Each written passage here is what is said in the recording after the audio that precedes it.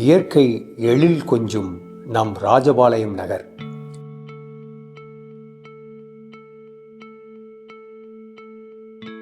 சுமார் 2.5 லட்சம் மக்கள் வாழும் இந்நகரின் குடிநீர் தேவையை காலம் காலமாக தீர்த்து வைத்து வருவது மேற்கு தொடர்ச்சி மலையிலிருந்து வரும் நீர்.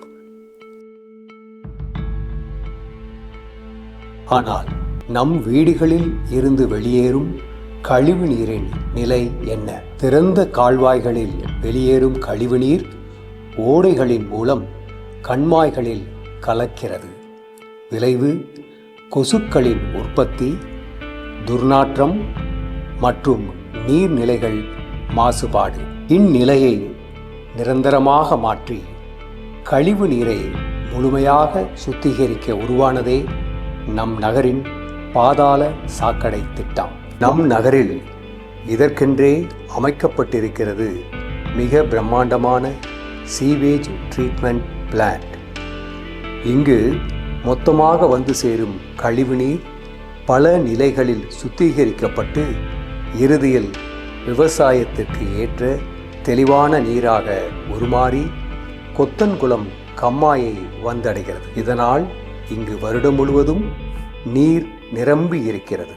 சுற்றுப்பகுதிகளில் விவசாயம் தொடர்ச்சியாக நடைபெறுகிறது. இந்த திட்டம் மென்மேலும் செழித்திட நாம் நமது வீட்டை சரியான முறையில் பாதாள சாக்கடை திட்டத்தில் இணைத்திட முழுமையாக ஒத்துழைக்க வேண்டும்.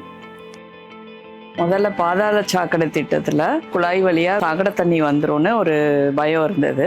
அந்த அமைப்பை பார்த்த பிறகு அதற்கு வாய்ப்பு இல்லைன்னு புரிஞ்சுது. எங்கள் வீட்டு கழிவு நீரும் நல்லபடியாக வெளியேறுது. பாதாள சாக்கடை ஆரம்பித்த அந்த திட்டத்தில் கொசு தொல்லை இல்லை சார், துர்நாற்றம் இல்லை, ரொம்ப சுகாதாரம் நல்லா இருக்கு. திட்டம் வந்து ரொம்ப சக்ஸஸ்ஃபுல் திட்டம் சார். பாதாள சாக்கடை திட்டத்திற்கு கனெக்ஷன் கொடுக்கறதுக்கு 5 பைசா செலவு இல்லாமல் வேலையும் உடனடியாக முடிச்சு தர்றாங்க. இணைவோம் நம் நகரின் ஆரோக்கிய புரட்சியில்.